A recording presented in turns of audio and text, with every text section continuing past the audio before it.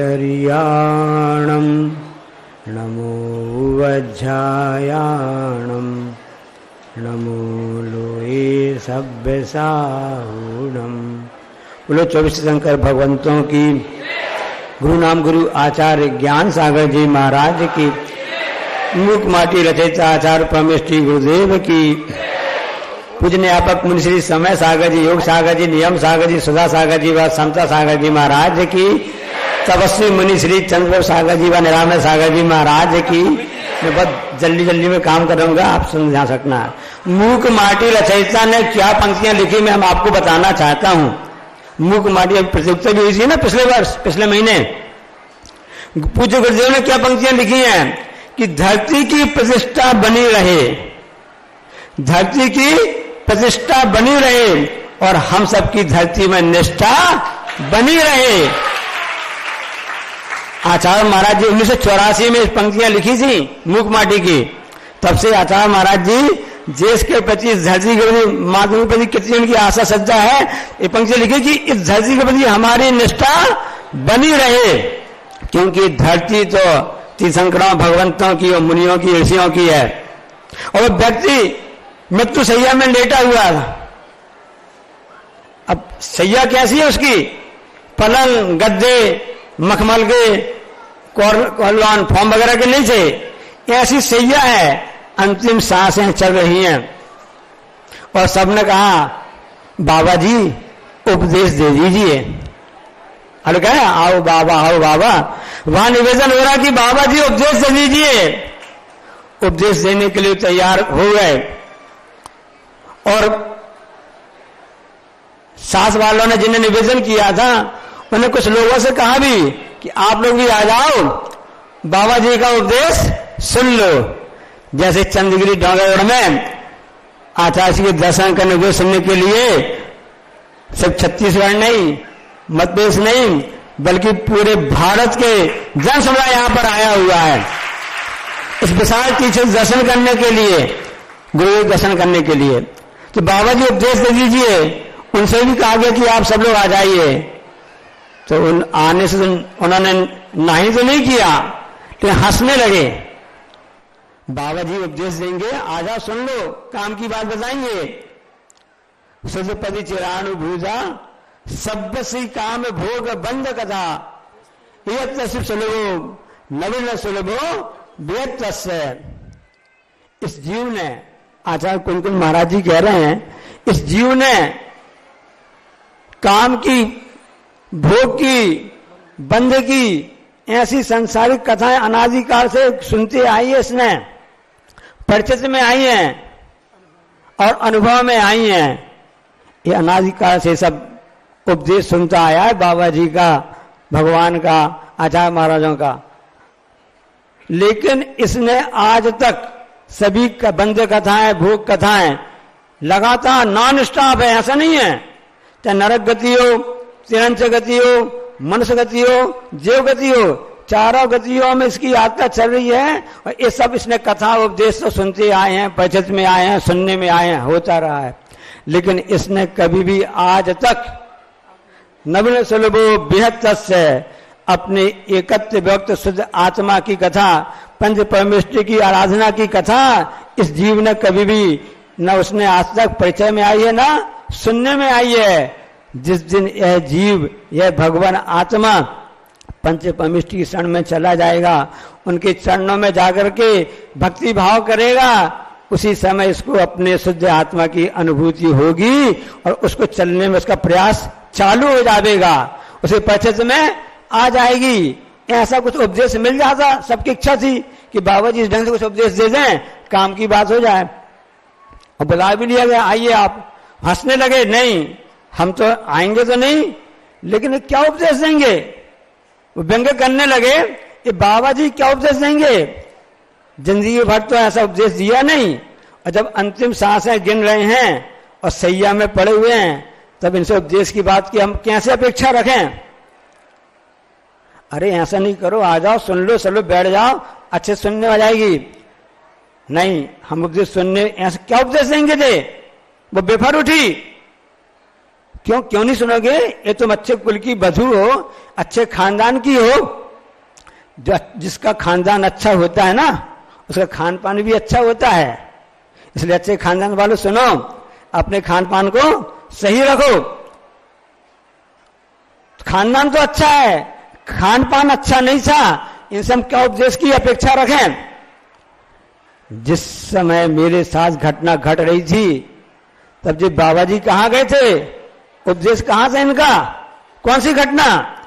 जब सरेआम उस जुआ में एक नारी की इज्जत को लगा दी गई थी, जब जे बाबा जी देख से क्या क्या कर रहे थे, बैठे क्यों रहे, कुछ बोले क्यों नहीं? हम आपको अतीत की घटना क्यों ले जाते हैं? जब कौरव पांडव का युद्ध हुआ था, उस युद्ध का कारण क्या था? तो वह महिला बोली कि जब पूरे सभा में मेरा चीरहरण हो रहा था, ये बाबा जी जो उपदेश की बात कर रहे हैं, उपदेश सुनने की बात कहने के आ रहे हैं, जब ये कहां चले गए थे? तब ये आगे आए आगे क्यों नहीं आए? इन्होंने एक नारी की इज्जत लुटने से क्यों नहीं बचाया हमके लिए? वो तो श्री कृष्ण थे, जिन्होंने इस भारत में जो पैदा हुए हैं, उन्होंने नारी की इज्जत की लाज रख ली। उससे बाबा जी ने क्या किया? कुछ नहीं किया। और आप कहते बाबा जी का उपदेश सुना दो, उपदेश सुना दो। पांडवों ने कहा तुम अच्छे खानदान की हो, स्कूल की पुत्र वधू हो, ये तो हमारे पितामह कहलाते हैं। ये बाबा जी कौन है? पितामह हैं, सब जानते ना, विश्व पितामह, जिनकी प्रतिज्ञा की सब लोग दाद देते हैं, एक बार संकल्प कर लेते हैं, उसको पूरे करके रहते हैं। उन्हें प्रतिज्ञा कर ली थी उस समय स्थिति देख करके। भारत का इतिहास है कि यदि इस सिंहासन की रक्षा करनी है, इस सिंहासन को बचाना है, इसको आगे संस्कृत बढ़ाना है, हम इस सिंहासन में नहीं बैठेंगे, इसकी रक्षा करने के लिए हम आजीवन ब्रह्मचर्य व्रत लेंगे। ऐसा ब्रह्मचर्य व्रत लेने वाला भी उस समय अपनी उस बात को नहीं कर पाया, बाबा जी उपदेश नहीं दे पाए, तो अब क्या देंगे उपदेश? ऐसी गोप जी कह रही है, पितामह तो पितामह कहलाते हैं, उन्होंने अपने सफेद बाल ऐसे, उन्होंने काले बाल सफेद नहीं किए हैं, इतना अनुभव था। उन्होंने कहा पांडवों, युधिष्ठिर भीम रुक जाओ, वो बेटी सही कह रही है, वह पुत्र वधू सही कह रही है कि मैं उपदेश के लायक नहीं हूं अभी इस समय। उस समय उपदेश नहीं दे पाया, मैं मौन रह गया, चुप रह गया, क्योंकि अन्याय को सहना भी गलत कहलाता है, अन्याय सा बोलना नहीं भी गलत कहलाता है। उस समय अन्याय हो रहा था, भारत के इतिहास में ऐसा अन्याय हुआ था, उस समय मौन रहा है, इसी सजा मुझको तो मिलनी ही चाहिए, मैं उसका अपराधी हूं, लेकिन उसके पीछे मेरा कारण क्या है ये भी तो सुन लीजिए। तब तो उन्होंने कहा कि मैं इतने दिनों तक इस सिंहासन की रक्षा करने के निमित्त से कौरवों के साथ में रहा, अधर्म के साथ में रहा, अनिति के साथ में रहा, अन्याय के साथ में रहा, मेरा भोजन उस अन्याय अनिति अधर्म के साथ होता रहा, ऐसे व्यक्तियों की मैं संगत करता रहा, तो मेरे भोजन में भी वैसे लक्षण आ गए, क्योंकि जैसा भोजन होता है, भोजन के बाद वैसे ही रस और खून आदि, हड्डी मज्जा आदि वैसी परिवर्तित होती हैं सप्त धातुओं में। तो मेरे खून में भी वह अधर्म घुस गया, मेरे खून में वह अन्याय घुस गया, मेरे खून में वैसी अनिति घुस गई। इसलिए जब यह घटना घट रही थी तो मैं अपने मुख से नीति की बात नहीं कह सका और मैं धर्म की बात नहीं कह सका। इसका कारण यही है कि मैंने अशुद्ध भोजन किया, लेकिन अब अर्जुन के बाण से मैं सरसैया में लेटा हूं, यानी बाणों की सैया में लेटा हुआ हूं, उस कारण से पूरा खून तो वह दूसरे खून तो हमारा निकल गया है, अब मैं शुद्ध हो गया हूं। अब मुझको फीलिंग हो रही है कि वास्तव मैंने अभी तक धर्म का साथ नहीं दिया, अधर्म का साथ दिया, कि मेरा भोजन इस प्रकार का था। गोपी आ गई और सभी लोगों ने फिर उन 20 पिता में बाबा जी से प्रवचन का लाभ लिया। रिश्ते ऐसे ही होते हैं, जब दीवार में दरार पड़ जाती है, जब दीवार में दरार पड़ जाती है तो दीवार गिर जाती है। समझना इस बात के लिए, जब दीवार में दरार पड़ जाती है तो दीवार गिर जाती है, और जब रिश्तों में दरार पड़ जाती है तो दीवार खड़ी हो जाती है। जब रिश्तों में दरार पड़ जाती है तो दीवार खड़ी हो जाती है, क्योंकि उस रिश्तों में दरार पड़ गई, दीवार खड़ी हो गई, भाइयों भाइयों में ऐसी स्थिति बढ़ गई। लेकिन जब अधर्म की बात चली गई, सब कुछ दूर हो गया, धर्म की बात सामने आ गई। इसलिए क्षमा साहब महाराज जी की पंक्ति हमको याद आ रही है, आपको जो आपको बताना चाहते हैं कि बहुत अच्छी पंक्ति लिखी मुनि श्री क्षमा साहब महाराज जी ने, समाधि महाराज जी ने, कि हम रिश्तों को बनाते तो जाते हैं, रिश्तों को तो बनाते ही चले जाते हैं और बीच में एक दीवार खड़ी कर देते हैं, दीवार खड़ी कर देते हैं। और इतना नहीं, उस दीवार में हम एक खिड़की भी लगा देते हैं, दीवार खड़ी कर देते हैं, उसमें एक खिड़की भी लगा देते हैं। हम जिंदगी भर पास पास रहते हैं, लेकिन कभी भी खुल करके दिल से मिल नहीं पाते हैं। कि दीवार तो खड़ी है, मकानों का बंटवारा हुआ, कुछ भी बंटवारा हुआ, खिड़की भी है, लेकिन हम मिल तो रहे हैं, पास पास में तो हैं, लेकिन कभी दिल से नहीं मिल पाते हैं। यदि हमने दिल से मिला हुआ होता तो हमारा भारत का इतिहास ऐसा महाभारत जैसा दूषित नहीं होता, क्योंकि रिश्तों की बात है, इसलिए रिश्ते बड़े सावधानी से निभाना चाहिए। रिश्ते बनाना तो सरल होता है, निभाना कठिन होता है।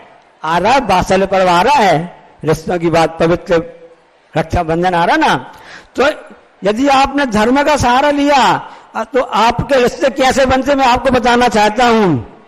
अपने पिता का रिश्ता आपने जाना होगा।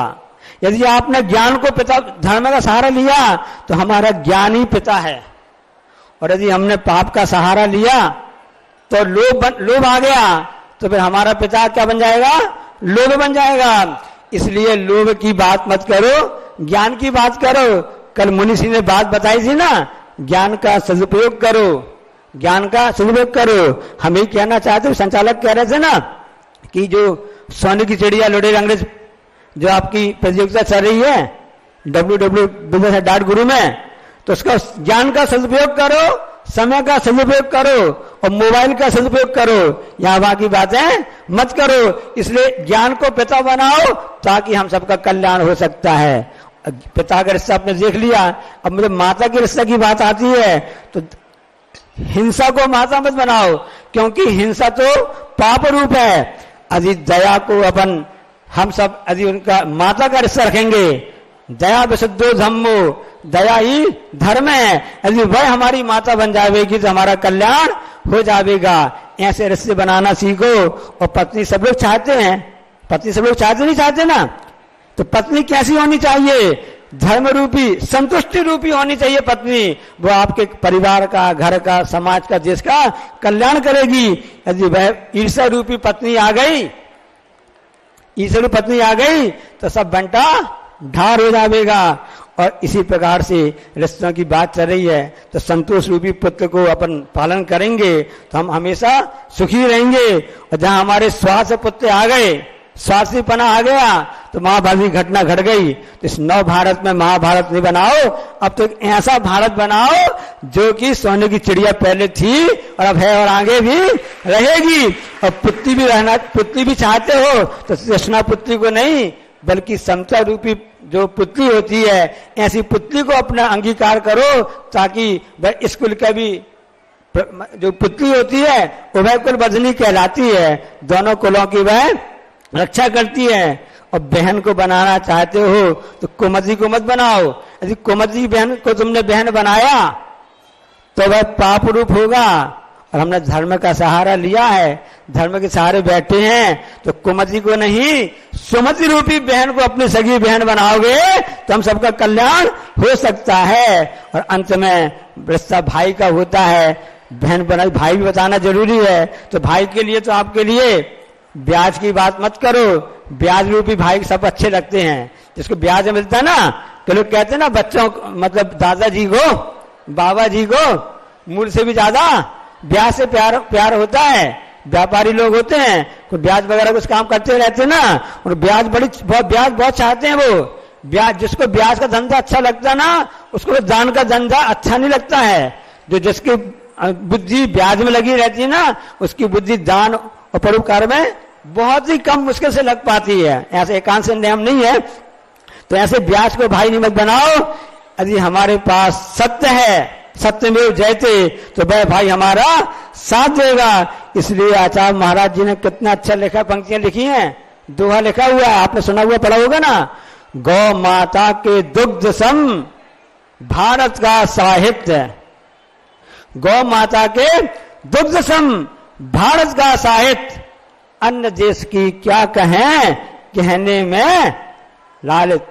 मतलब अन्य देश तो इसके लिए लालच रहते हैं कि हमको अच्छा साहित्य मिल जाए, तो ये भारत देश ही ऐसा है जहां पर का साहित्य।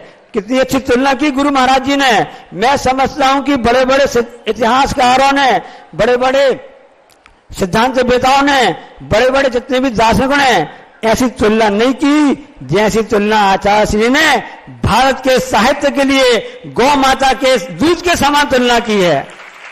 क्योंकि सब जानते गौ माता का दूध जो होता है हितकारी होता है, मीठा होता है। छोटे से बच्चे के लिए भी जब माँ का दूध उसको नहीं मिल पाता है, गौ माता का दूध ही तो उसके लिए पालन पोषण करता है। तो ऐसा साहित्य जिस देश में हो, जिस देश का साहित्य हो, उसको हमको गर्व करना चाहिए। इतिहास उड़ाकर देखो, जिस समय तक्षशिला विश्वविद्यालय था, जिस समय नालंदा विश्वविद्यालय था, उस समय स्थिति थी। इसलिए ऐसे रिश्तों को बनाओ जिनसे हम निभा सकें। बोलिए अहिंसा परमो धर्म की, जा वाणी के ज्ञान दें सूझन लोकालोक, सो वाणी मसल सदा जी तुम जोक। हे जिन वाणी भारती तुम जपो दिन रैन, जो तेरो शरणा गई सो पावे सुख चैन। हेलो, आप बिल्कुल निराश ना हो। आप पूरे भारतवर्ष से देशभक्ति के इस त्योहार पर जब 3 दिनों की छुट्टी है पधारे हैं, आचार्य भगवान की